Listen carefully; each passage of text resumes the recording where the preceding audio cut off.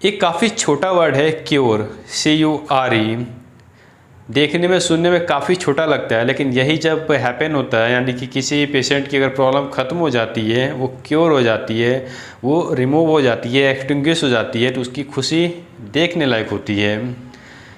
इस सिद्धांत को लाने का काम किया था डॉक्टर हैनीमैन ने। यानी कि डॉक्टर हैनीमैन जब इस कॉन्सेप्ट को लेके आए, होम्योपैथी के कॉन्सेप्ट को लेके आए, उससे पहले क्योर नाम की कोई वर्ड तो था, बट ये हैपन ही नहीं होता था। यानी कि बीमारी को हटाने का, बीमारी को जड़ मूल से नष्ट करने का कोई ऐसा न प्रोसेस था, न एक प्रिंसिपल था कि इसके बेस पे क्योर किया जाना चाहिए। डॉक्टर हैनीमैन ही एक पहले ऐसे व्यक्ति थे जिन्होंने क्योर कैसा होना चाहिए, ये भी सबसे इम्पॉर्टेंट बात है, क्योर कैसा होना चाहिए इसको डेवलप किया। आप ऑर्गेनल ऑफ मेडिसिन के सेकेंड एफोरिज्म में देखते हैं कि क्योर हमारा कैसा होना चाहिए। उन सारे पॉइंट को वहाँ रिलेट किया गया है। परमानेंट होना चाहिए, जेंटल होना चाहिए, एनिहिलेट होना चाहिए, ये सारे पॉइंट आपको वहाँ पे देखने को मिलते हैं। तो ये बात मैं आज इसलिए कर रहा हूँ क्योंकि आज से 2 दिन बाद डॉक्टर हैनीमैन की जन्मतिथि है, और इस संसार को ये इस तरह के साइंस जो कि एक नेचर पे बेस्ड है, एक प्रकृति के सिद्धांत पे बेस्ड है, और एक आइडियल क्योर डेवलप करता है, पेशेंट को बिना किसी अलग परेशानी दिए हुए उसकी प्रॉब्लम को ख़त्म करता है, तो वैसे इंसान, वैसे व्यक्ति को इस दिन पे याद करना और उनकी बातों को समझना ज़्यादा ज़रूरी हो जाता है। मैं किसी तरह का भाषण नहीं देने वाला इस वीडियो के माध्यम से। इस वीडियो में हम ऑर्गेनल ऑफ मेडिसिन में कुछ स्टेटमेंट हैं जिसको मैं इस वीडियो के माध्यम से आपके सामने रखूँगा। उस स्टेटमेंट को अगर हम अपनाते हैं तो एक सफल चिकित्सक बन सकते हैं, एक सफल हम एक फिजिशियन बन सकते हैं, और होम्योपैथी के क्षेत्र में काफ़ी अच्छा कर सकते हैं, और लोगों को इस स्वास्थ्य लाभ दिला सकते हैं इस सिस्टम का प्रयोग करके। तो देर न करते हुए हम वीडियो को शुरू करते हैं। ये वीडियो भी काफ़ी ज़्यादा खास होने वाला है, तो इस वीडियो को आप अंत तक ज़रूर देखें। तो चलिए वीडियो शुरू करते हैं। तो इस वीडियो में हम बात करेंगे ऑर्गेनल ऑफ मेडिसिन आरिडजन के द्वारा जो लिखी गई है उसका प्रीफेस पार्ट, जो कि फर्स्ट एडिशन का है, उसके एक पैराग्राफ को देखेंगे। उस पैराग्राफ में डॉक्टर हैनीमैन ने क्या क्या बातें कही हैं उसको हम इस वीडियो के माध्यम से देखते हैं। इसका स्क्रीनशॉट मैं इस स्क्रीन पर लगा दूंगा, आप वहाँ भी देख सकते हैं। अगर आपके पास बुक है तो आप बुक को कंसल्ट करके वहाँ से भी आप इस लाइन को पढ़ सकते हैं, इस स्टेटमेंट को पढ़ सकते हैं, और इसको अपने अंदर अपनाने की कोशिश भी कर सकते हैं। ये स्टेटमेंट है, I must warn the reader that indolence. I must warn कर रहे हैं किसको? रीडर को। रीडर यानी कि हम होम्योपैथी डॉक्टर, हम स्टूडेंट जो इसको पढ़ रहे हैं उनको वार्न कर रहे हैं। डैट इंडोलेंस, जिनके अंदर आलसी प्रवृत्ति होती है, जो इंडोलेंस होते हैं। लव ऑफ एज, जो कि कंफर्टेबल लाइफ चाहते हैं वैसे लोग, एक तो आलसी, दूसरा कंफर्टेबल लाइफ जो चाहते हैं। एंड ऑफ्टिनेसी, यानी कि हटफन, जिदपन जिनके अंदर रहता है। Preclude effective service at the Alt of truth, यानी कि ये जो तीनों वर्ड है, तीनों ये पॉइंट हैं, पहला इंडोलेंस, दूसरा है लव ऑफ एज, एंड तीसरा है ऑफ्टिनेसी। ये तीनों क्या होता है कि सत्य के मार्ग में चलने में आपको बाधित कर सकते हैं। आपको वहाँ पे सत्य के मार्ग पे अगर आप चलना चाहते हैं तो आपको ये रोक सकता है, ये अगर तीनों गुण अगर आपके अंदर है तो। Effective service at the Alt of truth, Alt of truth का जब आप हिंदी मीनिंग देखेंगे तो यानी कि सत्य के मार्ग पे चलना। उसके बाद का वर्ड है and only freedom from prejudice. Only freedom यानी कि आज़ादी किससे चाहिए? प्रेजुडिस, यानी कि पहले से जो हम अनुमान लगा के रखते हैं, जो डॉक्टर हैनीमैन ने ऑर्गेनल ऑफ मेडिसिन के 6th एफोरिज्म में कहा है कि अनप्रेजुडाइज बन के रहना है हमें।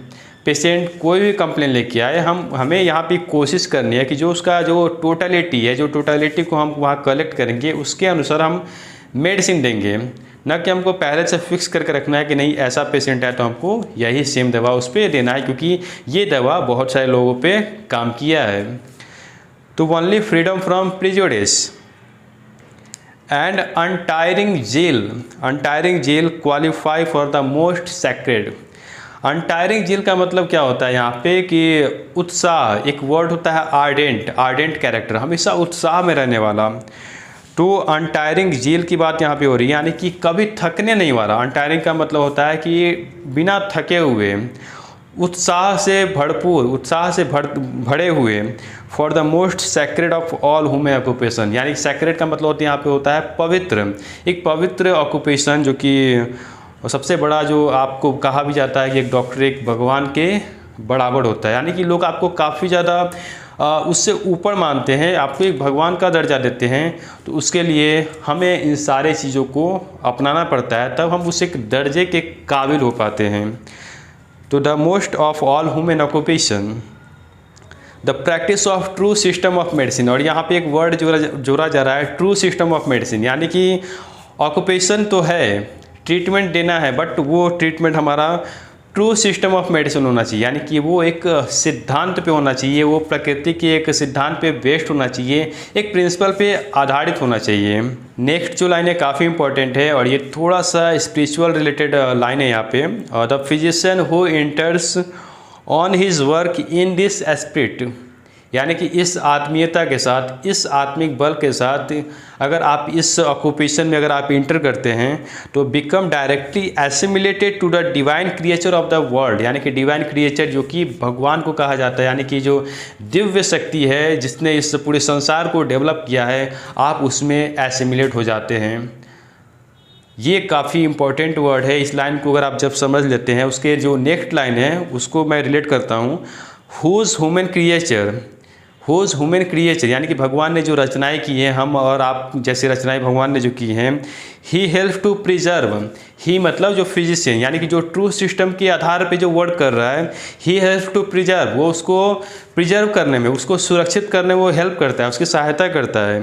And whose approval renders him thrice blessed, whose approval यानी कि जो पेशेंट जिसको आप प्रिजर्व कर रहे हैं, जिसको आप ठीक कर रहे हैं, जिसको आप क्योर कर रहे हैं, एक प्रिंसिपल के आधार पे वो ठीक हो रहा है, वो आपके पास आएगा, जब आपके पास क्लिनिक में आता है तो आपको वो थ्राइस ब्लेस्ड, बहुत सारा वो आशीर्वाद आपको दे के जाता है। तो एक बहुत बड़ी लाइन थी और इसलिए मैं कहता हूँ कि आप इस ऑर्गेनॉन ऑफ मेडिसिन के हर एक पॉइंट को आप पढ़ें, लाइन अगर रीड करते हैं तो इस तरह का जो स्टेटमेंट डॉक्टर हैनीमैन के द्वारा जो 100 साल पहले 200 साल पहले दिया गया, वो आज की डेट में भी काफ़ी ज़्यादा वैल्यूएबल है। न के रिलेटेड ये स्टेटमेंट डॉक्टर हैनीमैन जितने सारे पॉइंट, जितने सारे एफोरेज फुटनोट दिए हुए हैं, काफ़ी ज़्यादा इंपॉर्टेंट हैं।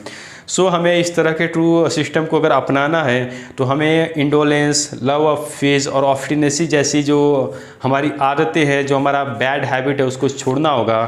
तब हम एक ट्रू सिस्टम ऑफ मेडिसिन के काबिल बन सकते हैं, तब हम पेशेंट को एक आइडियल क्योर दे सकते हैं। सो आज का वीडियो यहीं तक। ये वीडियो कैसा लगा कमेंट करके ज़रूर बताएं। अगर इस पॉइंट को रिलेट करने में मेरे से किसी तरह की अगर त्रुटि हुई हो तो आप कमेंट बॉक्स में ज़रूर बताएं, या कुछ अगर आप ऐड करना चाहते हैं तो उसको भी आप ज़रूर बताएं, मैं उसका स्वागत करूंगा। मिलते हैं एक नेक्स्ट वीडियो में एक नए टॉपिक के साथ, तब तक के लिए बाय, अपना ध्यान रखें, खुश रहें, स्वस्थ रहें। जय हिंद, जय भारत, जय होम्योपैथ एंड जय हैनीमैन।